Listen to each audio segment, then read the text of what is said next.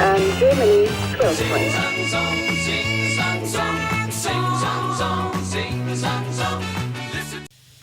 In diesem Video möchte ich euch eine Umfrage vorstellen, die bei Eurovision-Fans äußerst beliebt ist. Die OGAE-Poll. OGAE, das steht für Organisation Générale des Amateurs de l'Eurovision und ist ein Verband der Fanclubs des Eurovision Song Contest. Anders als der Name vermuten lässt, ist das keine französische Erfindung, sondern eine finnische. Der Finne Jari-Pekka Koikalainen hat diesen Fanclub 1984 gegründet. Und seit 2007 gibt es auch eine Umfrage, die unter Fans durchgeführt wird. Sinn und Zweck dieser Umfrage ist es, dass jeder die Möglichkeit hat, zu entscheiden, wer den Eurovision Song Contest gewinnen soll. Jeder Fanclub gibt ein eigenes Voting ab, in der bekannten Reihenfolge: 12 Punkte für den beliebtesten Song, 10 Punkte für den zweitbeliebtesten Song, 8 Punkte für den drittbeliebtesten Song und so weiter bis 1 Punkte.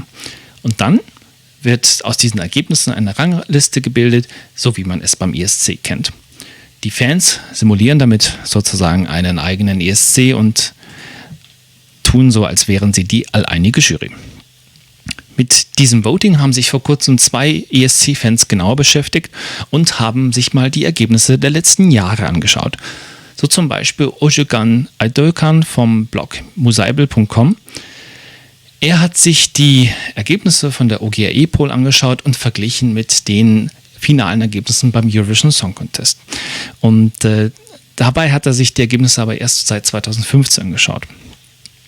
Seine Kernaussage war, dass die OGAE-Poll relativ dicht daneben lag, wie das Finalergebnis wirklich ausschaute. Er hat aber dazu auch einige Beispiele beleuchtet. Beispielsweise hat er festgestellt, dass im Jahr 2015 Slowenien auf dem Platz 5 war beim Voting, letztendlich dann auf Platz 14 gekommen ist. Außerdem Italien 2016 dann, Francesca Michelin mit dem Song No Degree of Separation war beim Platz 5 beim OGAE-Voting, ist dann aber auf Platz 16 gelandet.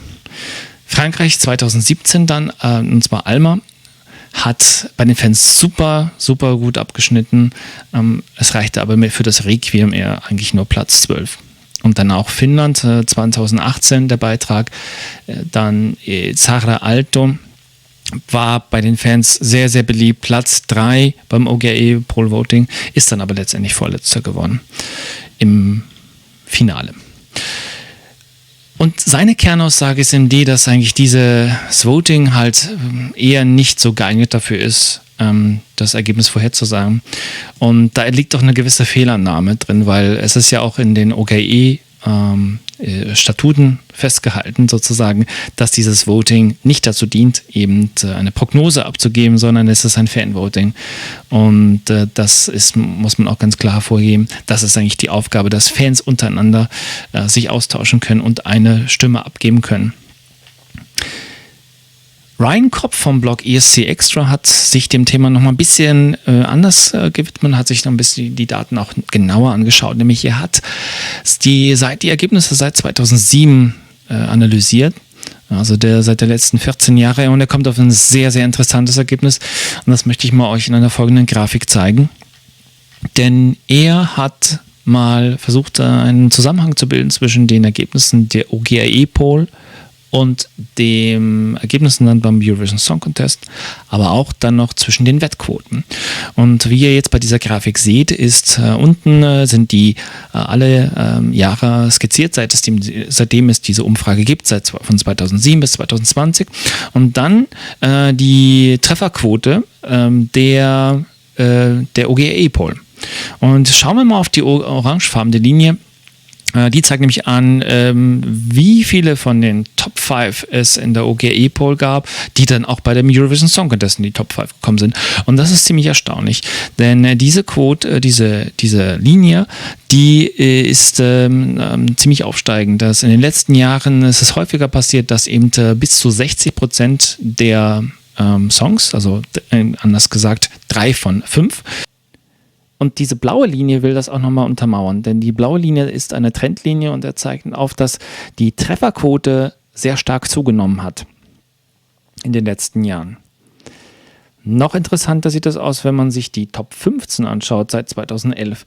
Denn auch dort ist es so, dass also wenn man sich wenn man sich die Linie anschaut, dann am Anfang liegt es noch bei 53% und später bei 73%. Also 73% der Songs, die 2019 in die Top 15 der OGR-E-Poll gekommen sind, haben es dann auch beim ESC in die Top 15 geschafft. Das ist wirklich schon sehr spannend, weil das heißt eigentlich auch, dass die Fans durchaus ein gewisses Gespür dafür haben, was gut ankommt, beziehungsweise umgekehrt sich der Musikgeschmack der Zuschauer durchaus in einer gewissen Form auch angleicht mit dem, wie die Fans auch denken. Noch spannender hingegen ist der Zusammenhang zwischen den Ergebnissen der OGR-E-Poll und der Wettquoten. Denn dort ist eine sehr, sehr hohe Korrelation aus seiner Sicht. Denn er sagt, okay, bis Genauigkeiten gibt es da in etwa bis zu 80% bei den Wettquoten.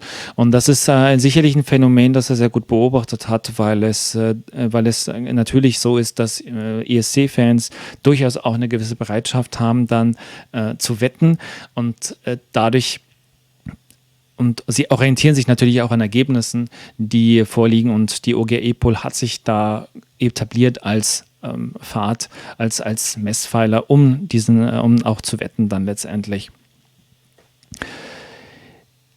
Es ist auf jeden Fall sehr spannend.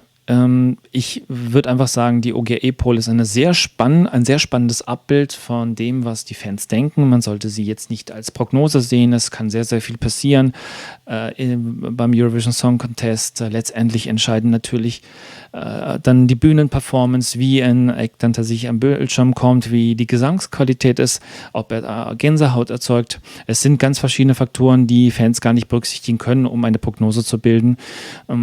Es gibt natürlich Faktoren, die Fans insofern ein bisschen dazu verleiten, dass man eben den Act ein bisschen überschätzt.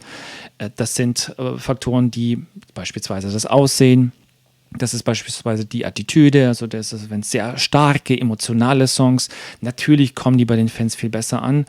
Und natürlich auch Queerness, muss man auch sagen, dass es wichtig ist, dass sowas ist bei Fans natürlich auch beliebter.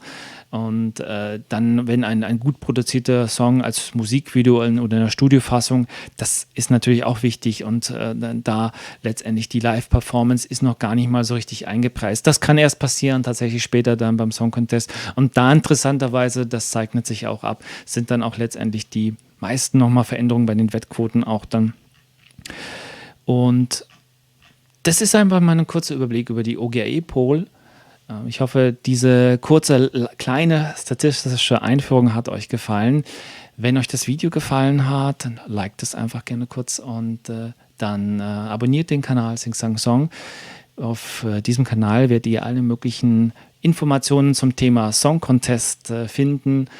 Sowohl von Beiträgen aus diesem Jahr als auch von Beiträgen aus der Vergangenheit. Ich hoffe, es hat euch gefallen. Wir sehen uns beim nächsten Video. Bis dann. Ciao. Germany, 12 points. Sing, sing, sing, sing, sing, sing, sing, sing, sing, sing.